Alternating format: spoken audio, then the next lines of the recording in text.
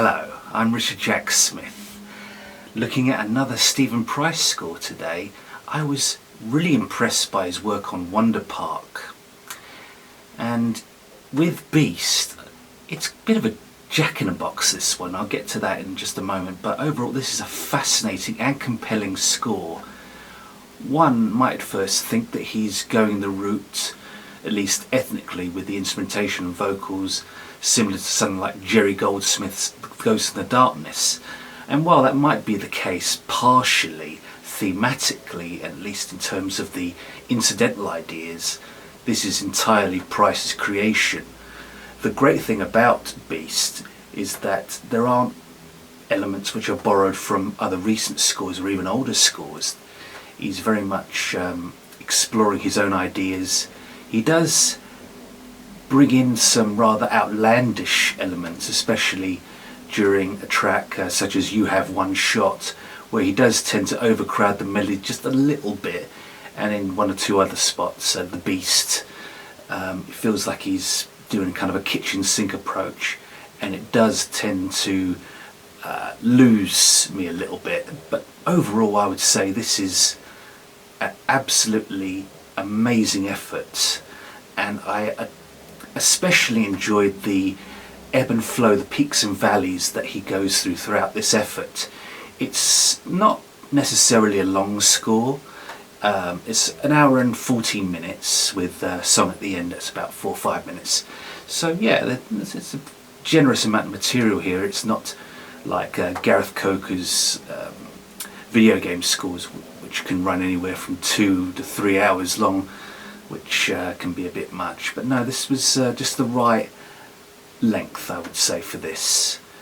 One or two places the pacing does meander, and it's not as gripping as it initially starts out. The first 10 tracks or so are excellent, and then as he builds, but there is something that remains enticing. Nothing feeble here. He's definitely Price. This is the sort of thing that I like Price doing more so than his Oscar-winning work on Gravity, which kind of left me a bit cold, to be honest. But no, I enjoyed this. Creatively, he's adding colours and instrumentation, and the vocals are very appropriate to this. There's a spiritual dimension to the score which is definitely captivating in just the right amounts, not overstating it, but rather just kind of reinforcing the drama of what's happening. I thoroughly enjoyed Beast, and it's definitely one I'm going to come back to, because there's plenty to chew on here. And I like how he just changes it up, and he just alters the pacing slightly, maybe the tone, adds in some fresh elements. Woodwinds are very, very good here, I found, and not, overstating the case either. Percussion, strings, excellent. It's definitely a score which has its finger on the pulse, and for this type of story about a family that's trapped in this very hostile environment, yeah, I was rather impressed by it. It's not perfect. It does have one or two shortcomings, but I like how it was very much a story in music, and this is something which needs to be kept alive, and especially by good composers such as Stephen Price.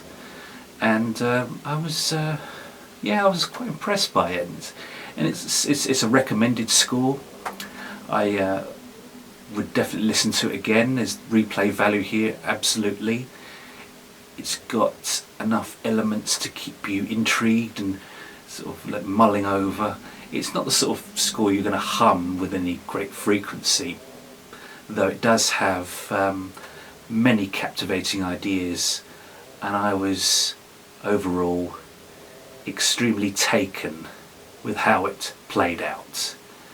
I give Beast by Stephen Price 4 out of 5 stars. Check it out, I think you might enjoy this one. For more film and soundtrack reviews, please visit Betty Jo Tucker's website, Real Talk Movie Reviews. On Facebook you can find my pages, Hip-Notic Movie Reviews and Hip-Notic Soundtrack Reviews.